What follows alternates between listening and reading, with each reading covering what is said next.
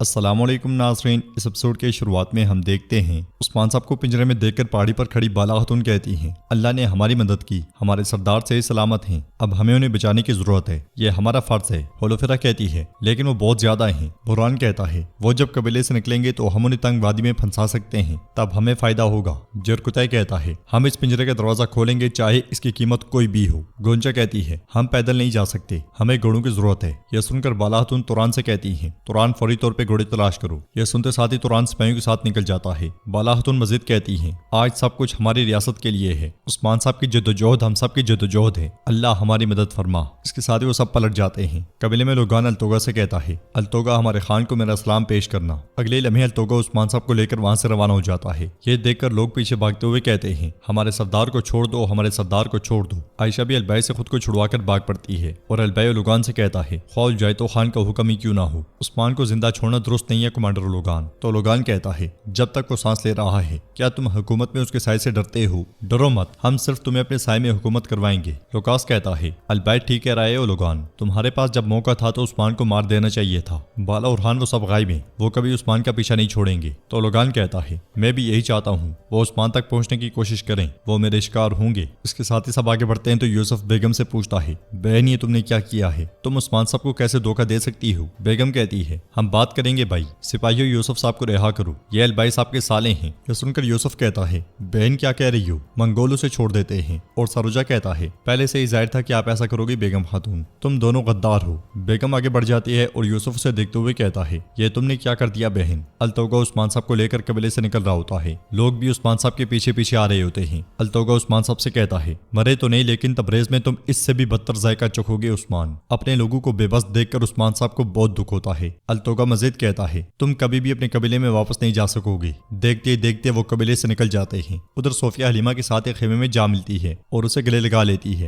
حلیمہ کہتی ہے میں نے آپ کو بہت یاد کیا خالہ۔ تو صوفیہ کہتی ہے تمہاری بدولت عثمان کا دور ختم ہوا، آپ کا کے لوگ صرف ایک ٹوٹا ہوا ریوڑ ہیں۔ حلیمہ پریشان ہوتے ہوئے کہتی ہے لیکن خالہ منگولوں نے بہت زیادہ لوگوں کو مار ڈالا، بہت بچے یتیم ہو گئے ہیں۔ ٹھیک ہے عثمان برا آدمی ہے لیکن وہ ایک اچھا سردار ہے۔ یہ سن کر صوفیہ پریشان ہوتے ہوئے کہتی ہے کیا تم عثمان کا دفاع کر رہی ہو پوئینا؟ وہ شخص جس نے تمہارے والدین کو بے دردی سے مارا ہے اس شخص کا دفاع کر رہی ہو؟ تمہیں ان لاشوں کے درمیان اکیلا چھوڑنے والا آدمی، اگر تمہارے والدین نے ایسے الفاظ سنے ہوتے تو غم سے پھر مر جاتے۔ عثمان نے انہیں تکلیف دے دے کر موت کے گھاٹ اتار دیا۔ یہ سن کر حلیمہ کہتی ہے معافی چاہتی ہوں خالہ، وہ میرے ساتھ بہت خلوص سے رہے۔ صوفیہ کہتی ہے بالا اور عثمان تمہارے ساتھ بہت اچھے رہے، ہاں تم نے سوچا کہ وہ تمہاری پرواہ کرتے ہیں، ایسا ہے نا؟ یہی تو ان کا سب سے بڑا ہتھیار ہے اور تم ان کے جعلی چہروں سے دھوکہ کھا گئی میری چھوٹی چڑیا۔ انہوں نے کبھی تمہاری پرواہ نہیں کی، انہیں صرف ترس آیا۔ حلیمہ کہتی ہے مجھے جب زہر دیا گیا بالا اور عثمان نے ایسے میرا خیال رکھا جیسے میں ان کا خاندان ہوں۔ خالہ عثمان نے کہا کہ وہ میری حفاظت کرے گا۔ باتیں کرتے کرتے حلیمہ خوش بھی ہوتی ہے اور اس کی آنکھیں بھر آتی ہیں۔ یہ دیکھ کر صوفیہ مزید پریشان ہوتے ہوئے کہتی ہے نہیں پوئینا نہیں، ان کی باتیں زہر آلود ہیں، انہوں نے تمہیں اس حال میں ڈال دیا، دیکھو تمہارے ساتھ کوئی نہیں ہے۔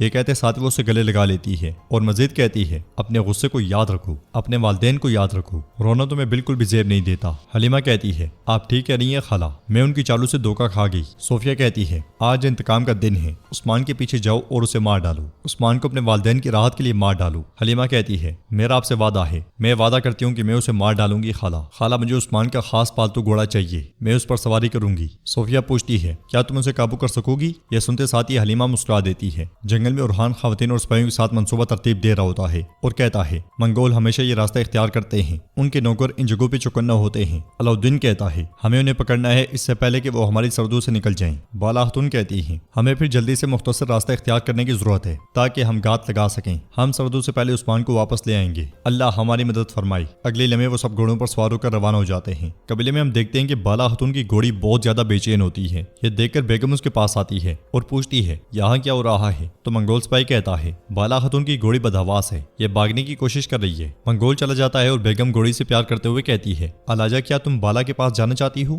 بالا نے تمہیں چھوڑ دیا ہے، تم پریشان نہ ہو، تم میری سوار بنو گی۔ اس لمحے وہاں آنے والا البائی کہتا ہے بیکار کوشش مت کریں، یہ بالا کے علاوہ کسی کو سواری کی اجازت نہیں دیتی، یہ اپنے مالک کے وفادار ہے۔ تو بیگم کہتی ہے یہاں کے لوگوں اور اس گھوڑے کی بالا سے وفاداری کو کاٹ پھینکوں گی، یہ سب بالا کا نام بھی بھول جائیں گے۔ اور تم کیا عثمان کی جگہ لے سکتے ہو؟ البائی اس کے پاس آتے ہوئے کہتا ہے میں मैं आपकी तरह बेसब्रा नहीं हूँ। मैं अपने वक्त का इंतजार कर रहा हूँ। वक्त आने पर उस्मान का नाम और निशान भी गायब हो जाएगा और मेरा राज शुरू हो जाएगा। मैं उनके लिए एक ऐसा सरदार बनूंगा कि ये उस्मान को याद भी नहीं करेंगे। बेगम कहती है, मगर उस्मान जिंदा है, अगर वो वापस आ गया तो क्या होगा? अगर वो तुमसे तुम्हारे किए का हिसाब लेने वापस आ गया तो क्या होगा? अलबाई कहता है, क्या तुम डरती हो? तो बेगम कहती है, मैं किसी चीज से नहीं डरती अलबाई, लेकिन मैं हमेशा महफूज रास्ता चुनती हूँ। उस्मान कोई भेड़िया नहीं है जिसे तुम पिंजरे में बंद कर सकते हो। अलबाई कहता है, खातून फिक्र ना करो, उस्मान कभी वापस नहीं आ सकेगा। अगर उसने ऐसा किया तो मैं खुद उसे मार डालूंगा। जंगल से अलतोगा उस्मान साहब को लेकर आगे बढ़ रहा होता है। वो खुद उस्मान साहब के पिंजरे के ऊपर बैठा होता है। उस्मान साहब उससे कहते हैं, आगे एक नदी है जो दरिया को जाती है, सर्दों से बाहर निकलने से पहले हमें वहां आराम करना चाहिए। अलतोगा कहता है, यहाँ तुम्हारी बातों की कोई अहमियत नहीं उस्मान, जहां मैं चाहूंगा वहां पे हम आराम करेंगे, तुम्हारे मशवरे की जरूरत नहीं। जवाब में उस्मान साहब कहते हैं, जो भी सही मशवरे को नजरअंदाज करेगा वो अपना ही सर फोड़ेगा। इन जमीनों को मुझसे बेहतर कोई नहीं जानता। अलतोगा कहता है, बिल्कुल तुम इसे अच्छी तरह जानते हो ताकि तुम इसमें चालें चल सको। यह सुनकर उस्मान साहब मुस्कुराते हुए कहते हैं, क्या तुम मुझसे डरते हो? तो अलतोगा कहता है, मैं तुमसे नहीं डरता, मुझे तो तुम पे तरस आता है। तुम्हें अब भी भागने की उम्मीदें हैं लेकिन तुम ये नहीं कर सकते। मैं तुम्हारी उम्मीदों को ऐसे जख्मों की तरह तोड़ दूंगा जो मैंने तुम्हारे जिस्म में लगाए थे। उस्मान साहब कहते हैं, फिक्र ना करो, एक तुर्क हमेशा अंधेरे के खिलाफ उम्मीद की किरण रोशन करता है। हम जालिम को घुटने टेकाने का तरीका जानते हैं, बस थोड़ा सा इंतजार करो, मेरी कैद जल्द खत्म हो जाएगी, फिर तुम्हें अंधेरा नजर आएगा। अलतोगा कहता है, उस्मान इतने पुरएतमाद ना बनो, बिल्कुल इतने पुरएतमाद मत बनो। उधर हम देखते हैं कि हलीमा उस्मान साहब के घोड़े को लेकर आगे बढ़ रही होती है और कहती है, मैंने सुना है कि तुम उस्मान से मोहब्बत करते हो अल्तोतान, लेकिन आज मैं उसे मार डालूंगी। तुम्हें लगता है कि वो एक अच्छा आदमी है लेकिन वो कातिल है। यह सुनते साथ ही अल्तोतान उछलने लग जाता है। हलीमा उसे काबू करते हुए कहती है, मेरे खानदान को उसने कत्ल कर दिया, तुम भी यतीम हो जाओगी, लेकिन फिक्र ना करो, मैं उससे बेहतर तुम्हारा ख्याल रखूंगी। अब चलो उस्मान को ढूंढते हैं। काई कबीले में बेगम यूसुफ के साथ मौजूद होती है। यूसुफ उससे कहता है, आपा क्या वो अलबाई गद्दार नहीं है? क्या उसने हमें बेवकूफ नहीं बनाया? क्या उसने उस्मान साहब को धोखा नहीं दिया? आप कैसे कह सकती हैं कि आप उससे शादी करेंगी? बेगम कहती है, यूसुफ कैसा धोखा?